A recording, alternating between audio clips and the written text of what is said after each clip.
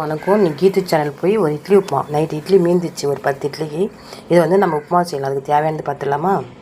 ஒரு வெங்காயம், கருவேப்பிலை, கடலப்பருப்பு, காஞ்ச மிளகா, உப்பு கொஞ்சம், கடுகு உளுந்து, இட்லி பொடி மேலே கொஞ்சம் தூவி விடலாம். இப்போ இட்லி வந்து சுடு தண்ணி கொஞ்சம் வச்சு அதில் இட்லியை போட்டு இப்படி எடுத்து நல்லா பூஞ்சிட்டு இப்படி உதிரினோம்னா தூள் தூளாக வந்துடும். அப்படியே எல்லாத்தையும் நம்ம பொடி பண்ணிக்கலாம்.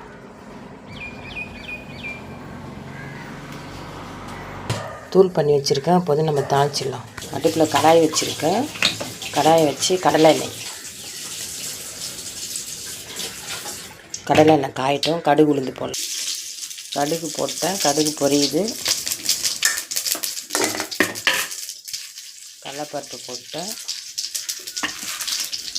கருவேப்பிலை, காஞ்ச மிளகா, வெங்காயம் நல்லா வதக்கும்.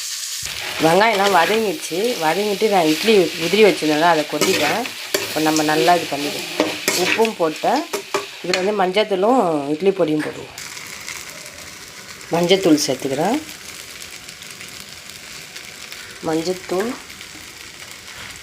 இட்லி பொடி அரை ஸ்பூன். சுடு தண்ணியில் போட்டு இட்லியை உதிர்த்தோம்னா நல்லா பொலன்னு வரும். அதனால தான் லைட்டாக நம்ம கை தாங்குற அளவுக்கு தண்ணி சுட வச்சு அதில் வந்து நம்ம போட்டோம்னா நல்லா பொலன்னு வந்துடும். இது இன்னும் கொஞ்சம் வேகட்டும்.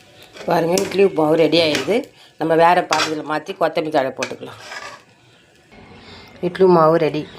நீங்களும் செஞ்சு பாருங்கள், நல்லாயிருக்கும். நைட் இட்லி மீந்துச்சுன்னா காலையில் அப்படியே உதிர்த்து போட்டு சுடு தண்ணி கொஞ்சம் சுட வச்சு உதிர்த்து போட்டு அப்படியே இட்லி உப்புமா செஞ்சிடலாம்.